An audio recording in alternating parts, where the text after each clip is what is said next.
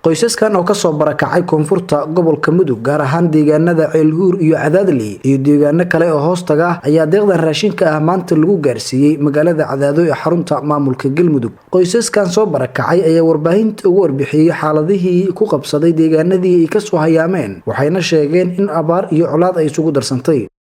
Annagu dad soo barakacay aan nahay, qol iyo abaara ku galay meeshaan joognay nagu galay. Dad badan baa nooga soo baaba'ay oo baa ku laayay. Ilaah baa annagana markaan muslim noo keenay, hadda muslimka aan u nimid baan gargaar ka rabnaa. Axmed Ducaale awaax adigu farsamaan noo soo diray. Allah khayr ka siiyo.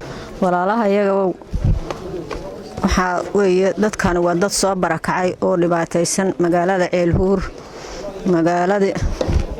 magaalooyinka u dhow oo tuulooyinka intaasay ka soo barakaceen, meel la gubay iyo meel maxaa la maray iyo meel cod joogo iyo meel gaajo joogto iyo meel oon joogo intaba ay ka soo carareen. xaaladdeedu waa iska dhibaataysan. xoolo qaab lama haysano. meelaha iska joogna. anuu qof jiranaana. dhanka kale Maxamed Sahal iyo Daahir Shidane ayaa ka hadlay deeqdan dadka la gaarsiiyay iyo waxyaabaha ay ka koobnayd. raashinaha loo qaybiyay nina ku sadaqaystay.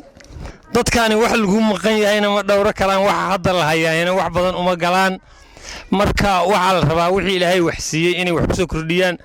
12 kiilo iyo bar sonkora, 12 iyo bar bur ah, 12 iyo bar bariis ah. waxaan hadda soo gabagabeynay mucaawanadii uu soo dhiibay Ilaahay ka ajir siiyay Axmed Ducaale Geelle Xaaf oo ahayd lacag dhan $1,500 oo ii soo wakiishay oo walaalaha garab taagan ay si habsami leh ila qaybiyeen, taasoo uu ku soo sadaqaystay dadka barakacayaasha ku soo barakacay abaaraha iyo colaadaha dalka ka jira qaasatan ku soo hayaamay degmada Cadaado.